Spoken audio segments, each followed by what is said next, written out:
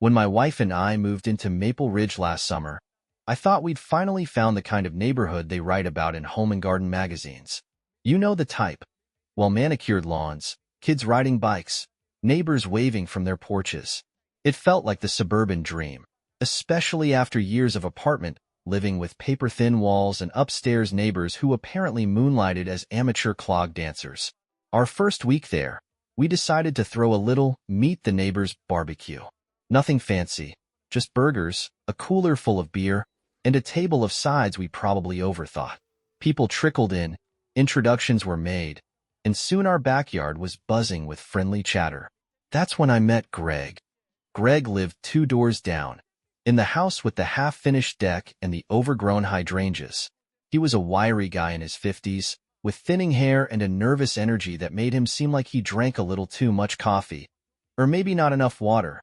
He showed up late, clutching a grocery store potato salad and a sheepish grin. "Hey, sorry I'm late," he said, setting the tub of potato salad down on the table. "Had to, take care of a thing." He didn't elaborate, and I didn't press.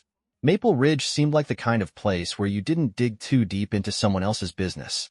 Greg hung back, chatting mostly with me and my wife, though he didn't seem interested in mingling much. At one point, he asked if I was handy. "With tools," he clarified quickly. "Like, moving stuff or fixing things." "I dabble," I said with a shrug. "Why?" "Oh, just wondering. Sometimes I need an extra set of hands. If you're ever free, I'd pay you back with beer." I laughed it off, figuring he needed help assembling IKEA furniture or patching that deck. Greg seemed harmless, if a little odd. But looking back, I should have known. That barbecue was the first domino. Over the next few weeks, we settled into the rhythm of the neighborhood.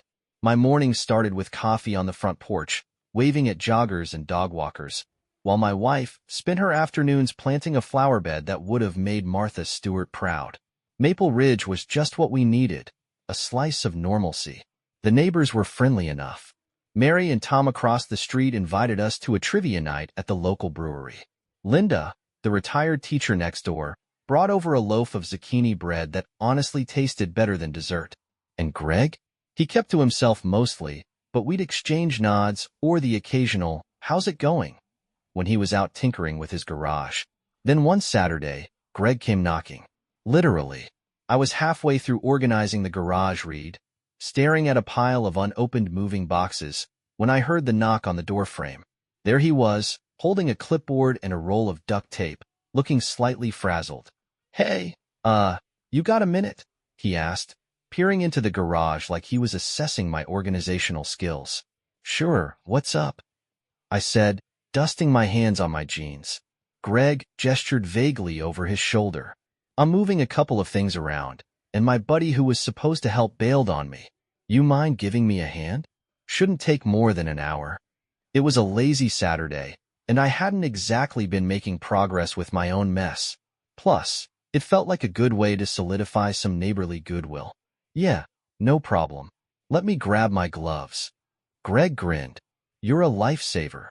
I followed him down the street to his house, which was the kind of place you could tell had good bones, but maybe hadn't been loved in a while. The lawn needed mowing, and the blinds in one window hung at a weird angle. He led me around back to the garage, which was packed wall-to-wall with, well, everything. Old tools, a rusted-out lawnmower, boxes labeled MISC, and what looked like an antique birdcage. "Don't judge me," Greg said with a chuckle, catching my expression. "I'm working on it." "No judgment," I said, stepping carefully around a precarious tower of paint cans. We spent the next hour hauling heavy boxes to a corner of the garage he'd cleared. Most of it was stuff he said he was planning to donate or get rid of eventually. Honestly, it felt good to help. He cracked a few jokes, offered me a bottle of water, and even pointed out a few vintage tools he thought I'd find interesting. When we were done, Greg clapped me on the back. "Oh, you won, man." "Really?" I shrugged it off, told him it was no big deal, and headed back home.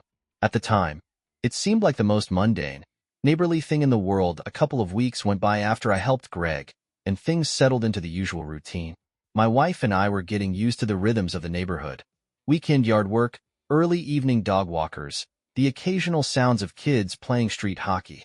Greg had been laying low since the garage haul, and honestly, I figured he'd run out of stuff to move. Then, one Friday evening, just as I was settling in with a beer and a baseball game, there was a knock at the door. It was Greg. Same slightly frazzled energy, but this time he was clutching a set of keys. "Hey, sorry to bother you," he started, his voice all casual-like. "But I was wondering if you could do me a huge favor?" I hesitated. Greg was nice enough, but I wasn't sure I wanted to spend my Friday evening wrestling with more of his junk. Still, I didn't want to be rude. "What's up?" He scratched the back of his neck, looking a little embarrassed. "I've got a delivery coming tomorrow, some furniture, and I need to move the old stuff out of the living room before it gets here. My back's been acting up, and I thought of you because, well, you're strong. Now, I'm not immune to a bit of flattery, even if it's just to get free labor."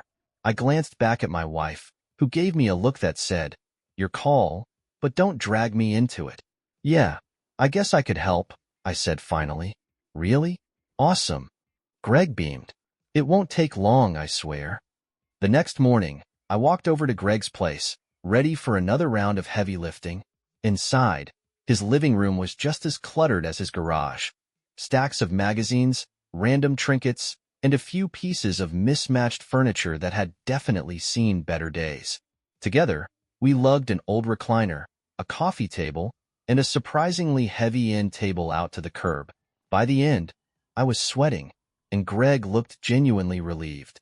"You're a lifesaver," he said, handing me a cold bottle of water. "I owe you one." "No problem," I said, though I was starting to wonder how many favors one guy could rack up. As I headed home, I told myself this was probably the last time Greg would call on me for anything. Little did I know, I was just getting started. It was one of those restless summer nights where the air feels heavy, and you can hear every creak and rustle outside. My wife had gone to bed early, leaving me alone in the living room with a half-finished book and the soft hum of the ceiling fan. I was just about to call it a night when I noticed something odd. A black sedan was parked down the street, its engine idling softly. At first, I thought it might belong to one of the neighbors, but it was an unfamiliar car, and it had been sitting there for at least 20 minutes. I tried to ignore it. People park in random spots all the time, right? But then another car pulled up, this one a white van with no logos or markings. The sedan's driver got out, a tall guy in a baseball cap, and approached the van. Now, I'm not usually one to jump to conclusions, but this was straight out of a crime drama. The two men talked briefly, exchanged what looked like a small envelope, and then went their separate ways. The sedan drove off, and the van stayed parked for another hour before disappearing into the night. By the time I went to bed, I'd convinced myself it was nothing. Maybe a food delivery gone wrong. Maybe I'd been reading too many detective novels. But the next morning, something felt off. I couldn't put my finger on it, but there was this strange tension in the air, like the calm before a storm. It wasn't until later that day when I noticed a few unfamiliar faces walking the neighborhood. Men in dark sunglasses, lingering just a little too long by the corner of the street, that I started to wonder what, if anything, was brewing. And whatever it was, it didn't feel random. The next few days were uneventful, which, honestly, I welcomed. I figured the weird late-night car situation was probably some mundane explanation my overactive imagination had inflated into a mystery. Life in Maple Ridge went back to its usual pace. My wife got sucked into a new gardening project, I spent my evenings attempting to fix a wobbly ceiling fan, and the neighborhood buzzed along as normal. Then, one afternoon, I found myself on the porch, sipping lemonade and enjoying the lazy warmth of the weekend, when I spotted Greg heading up the street. I hadn't seen much of him since helping move the furniture, and something about the way he was walking caught my attention. He looked distracted, almost like he was rehearsing a conversation in his head. He stopped in front of my driveway and gave me a small wave. "Hey, man," he called out, his voice casual but with a slight edge to it, like he was holding something back. "Hey, Greg, what's up?" I replied, setting my glass down. Greg shifted his weight awkwardly. So, I've been meaning to ask you something. It's kind of a weird favor." Weird favors were becoming Greg's specialty, but I kept my tone light. "Sure, what's going on?" He hesitated, looking past me like he was searching for the right words. You got plans tomorrow? I need some help with a small project. Shouldn't take long. What kind of project? I asked. He gave a vague wave of his hand. Oh, just moving some stuff around. Nothing heavy this time, I promise. I glanced at my wife through the window. She was deep in her latest gardening blog and oblivious to our conversation. Against my better judgment, I nodded. Yeah, okay. What time? Morning, if that works. Maybe 9? He seemed relieved, like he'd been expecting me to say no. I really appreciate it, man. You're a good guy. Greg gave me one last grateful nod before heading back down the street, leaving me wondering what I'd just signed up for. I didn't know it yet, but that favor was about to be the tipping point. The moment where everything I thought I knew about Greg and this neighborhood was flipped completely upside down. The next morning, I showed up at Greg's house right at 9, expecting another round of moving boxes or rearranging furniture. When he opened the door, though, I could tell something was different. He looked on edge. His usual jittery energy was turned up a notch, and he kept glancing over his shoulder like someone might be watching. Come on in, he said, stepping aside and motioning me into the living room. The place was less cluttered than last time, almost suspiciously so. The coffee table was gone, and most of the knickknacks were packed into boxes stacked neatly against the walls. It didn't look like he was redecorating. It looked like he was preparing to leave. Big move coming up? I asked, trying to keep the tone light. Greg laughed, but it came out forced. Something like that. He gestured toward a doorway leading to the basement. I just need a hand bringing a few things up from storage. Nothing crazy. I followed him downstairs, where the basement was dimly lit and surprisingly organized. Shelves lined the walls, holding everything from old tools to labeled plastic bins. In the corner, there was a door with a heavy padlock on it. Greg caught me looking at the lock and quickly waved me toward a stack of boxes. Those right there, he said. They're going to a storage unit later this week. I nodded, picking up the first box and trying not to think about how weird the situation felt. Still, I couldn't help but ask, what's behind the door? Greg froze for just a second before answering. Oh, that? Just old family stuff. Sentimental junk. You know how it is. His tone was casual, but there was something off about the way he said it, like he was testing to see if I'd buy it. I decided to let it go. Whatever was behind that door wasn't my business. We spent the next hour hauling boxes up to the garage. Greg seemed to relax as we worked, even cracking a few jokes about how he'd finally be able to use his basement for something other than a glorified storage unit. As I was getting ready to leave, he clapped me on the shoulder. Thanks again, man. Seriously, you've been a real help. No problem, I said, though the locked door lingered in the back of my mind. I told myself it was probably nothing, maybe just a hobby he was embarrassed about, or some old family heirlooms he didn't want to talk about. But later that night, as I sat on the porch sipping a beer, I couldn't shake the feeling that I'd missed something important. And for the first time, I wondered if helping Greg was more than just a neighborly favor. The next couple of days were uneventful, but I couldn't stop thinking about that locked door in Greg's basement. Every time I walked past his house, I felt this weird pull, like my brain was trying to fill in the blanks of what I wasn't supposed to know. My wife, ever the practical one, told me I was overthinking it. It's probably just his tax documents or something, she said with a shrug. Not everyone wants their neighbors nosing around their stuff. She had a point. I decided to let it go, until a knock at my door pulled me right back in. It was a guy in his mid-40s, dressed casually but with an air of authority. He had short-cropped hair, sharp eyes, and a badge hooked to his belt. Hi, sorry to bother you, he said, his tone polite but firm. I'm Agent Daniels with the FBI. Do you have a minute to talk? Now, let me tell you, those aren't words you ever expect to hear on a quiet Tuesday morning. I nodded, still trying to process what was happening, and stepped aside to let him in. Daniels didn't waste time. I'm here about your neighbor, Greg. Have you noticed anything unusual about him? Strange behavior, odd visitors, that sort of thing? My stomach sank. I thought back to the late-night cars, the basement door, the way Greg always seemed to hover between friendly and something else. Well, I started, not sure how much I should say. He's kind of a private guy, I guess. Keeps to himself mostly. Why? Is something wrong? Daniels studied me for a moment, then nodded like he'd expected that answer. Greg is a person of interest in an ongoing investigation, he said, his voice careful. I can't share specifics, but if you see or hear anything unusual, I'd appreciate it if you'd let us know. He handed me a card, thanked me for my time, and left before I could ask any follow-up questions. For a few minutes, I just stood there, staring at the card in my hand. A person of interest? What did that even mean? Was Greg in trouble? Or worse, was he the kind of trouble I didn't want to be anywhere near?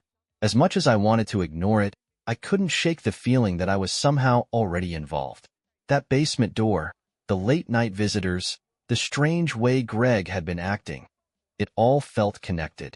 And for the first time, I wasn't sure if I wanted to know the truth. After my conversation with Agent Daniels, every interaction I'd had with Greg replayed in my mind like a bad TV drama. The favors, the padlocked door, the cryptic comments, it all felt like puzzle pieces I was too scared to put together. I tried to focus on normal life.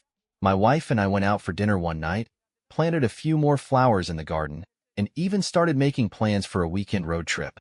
But the tension was there, lurking in the background. Then, one night, I heard it, a loud crash coming from Greg's house. I froze. It was around midnight, and the neighborhood was silent except for the faint hum of crickets. My wife was already asleep, and I debated whether to ignore it or check it out. But the crash wasn't something I could brush off. It sounded like glass shattering. Grabbing my phone and a flashlight, I stepped onto the porch. Greg's house was dark except for a faint glow coming from a basement window. That's when I saw it, a shadowy figure moving just inside the glass. I crouched behind the bushes near the driveway, my heart pounding. Was Greg home? Or was someone else in there? The shadow moved again, this time toward the basement door. I couldn't make out who it was, but they seemed to be carrying something, a bag, maybe. And then, as quickly as they appeared, they vanished up the stairs. I stayed hidden for a few minutes, debating whether to call Daniels. But before I could make a decision, the front door of Greg's house creaked open, and the figure slipped outside, carrying the same bag. They moved quickly, disappearing into the night without a sound. Once they were gone, I couldn't stop myself. Something about the situation pulled me in like a magnet. I crept closer to the house, peering into the basement window. The glow I'd seen earlier was still there, but now it was flickering, like an old fluorescent light struggling to stay on. The room was a mess. Boxes were scattered everywhere, their contents dumped onto the floor. And in the middle of it all was the door. The padlock was gone, and the door was slightly ajar, revealing nothing but darkness beyond it. I knew I should leave. Every instinct told me to go back home and pretend I hadn't seen a thing. But before I could convince myself, I heard a sound, soft, faint, but unmistakable. It was a voice, and it was coming from behind that door. I backed away, heart racing, and sprinted home without looking back. Whatever was going on in Greg's basement, I wasn't sure I wanted to be the one to find out. The next morning, I was still rattled from the events of the night before. My wife noticed, of course, and asked if everything was okay. I told her I hadn't slept well, which wasn't exactly a lie, just not the whole truth. I couldn't shake the image of Greg's basement, the ransacked boxes, the shadowy figure. And that voice, what had I heard? I kept replaying it in my head, but the more I thought about it, the more it felt like something I'd imagined. That afternoon, I decided to walk past Greg's house, hoping to get some kind of read on the situation. As I approached, I saw him in the driveway, casually hosing down his car like nothing had happened. "Hey," he called out when he saw me, giving a cheerful wave. "Beautiful day, huh?" I forced a smile and waved back, but my stomach was in knots. How could he be so normal after everything that happened? I stopped at the edge of his driveway, pretending to admire a bird that had landed nearby. "Everything okay over here?" I asked casually. Greg tilted his head, giving me a curious look. "Yeah, why wouldn't it be?" "Well," I started, treading carefully. "I thought I heard something last night. A crash or something coming from your house." For a split second, his expression shifted, just a flicker of something I couldn't quite place. Then he smiled again, easy and relaxed. Oh, that. Probably just the wind knocking something over. This old place creaks and groans like crazy. His tone was convincing, but something about the way he avoided eye contact set off alarm bells. Right? I said, trying to sound unconvinced. Well, if you ever need anything, you know where to find me. Greg's smile faltered for a moment. Thanks, man. I appreciate it. And hey, I was actually going to swing by later. I wanted to talk to you about something. That caught me off guard. Oh? What about? It's nothing big, he said, his voice a little too casual. Just some stuff I've been meaning to get off my chest. I'll catch you later, yeah? I nodded, pretending everything was fine, and walked back to my house. But inside, I was on edge. Greg wanted to get something off his chest? What was he planning to say? And why did it feel like I was about to be dragged into something I wasn't ready for? I didn't know it yet, but this was going to be the conversation that changed everything. That evening, just as the sun was setting, Greg knocked on my door. I wasn't sure what I was expecting, maybe an awkward favor request or some random story about his past. What I wasn't expecting was the look on his face. He looked exhausted, like he hadn't slept in days. His usually nervous energy had shifted into something heavier, almost haunted.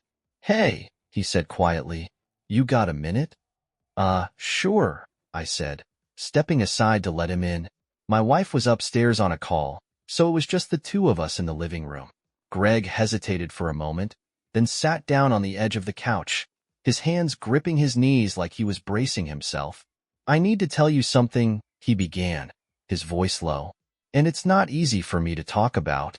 I sat down across from him, my heart pounding. Okay, I said cautiously. What's going on? Greg took a deep breath, staring at the floor. You remind me of someone, he said finally. My son. I blinked, caught completely off guard. Your son? He nodded, his eyes glassy. He passed away a few years ago. It was my fault. I wasn't there when he needed me. And after that, I wasn't the same. The room felt like it had shrunk, the air heavy with his words. I wasn't sure what to say, so I let him keep talking.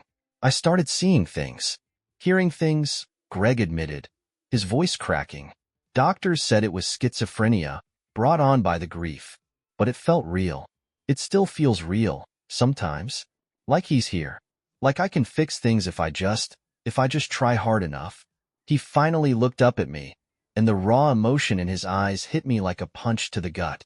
And then you moved in, he said. You look just like him. The way you talk, the way you carry yourself. It's like he's back. My stomach churned as his words sank in. Greg wasn't just a quirky neighbor. He was someone who had been drowning in his own mind, and somehow, I'd become part of the illusion that was keeping him afloat. I know it's not fair to you, he continued, but I can't stop it. Every time I see you, I feel like I have another chance to make things right, to fix what I couldn't before. For a moment, I didn't know what to do. Greg wasn't dangerous, not in that moment at least, but the weight of what he'd just confessed was staggering. I thought about the locked door, the shadowy figure, the voice I'd heard. Pieces started clicking into place, forming a picture I didn't want to see. What's in the basement, Greg? I asked finally, my voice barely above a whisper. He froze, his face pale. I thought I could fix things, he said, his voice trembling. But I was wrong. I've been wrong about everything. Before I could press further, there was another knock at the door. This time louder, more urgent. I stood up, my pulse racing, and opened it to find Agent Daniels standing there, his expression grim. Step outside, Daniels ordered. Now. Greg didn't resist. He stood up slowly, his hands raised in surrender, and walked past me without a word. I watched as Daniels and two other agents led Greg away, my mind reeling. I didn't know the full story yet, but one thing was clear. The man I thought I was helping with a few harmless favors had been caught in a spiral of grief and delusion. And somehow, I'd ended up at the center of it all.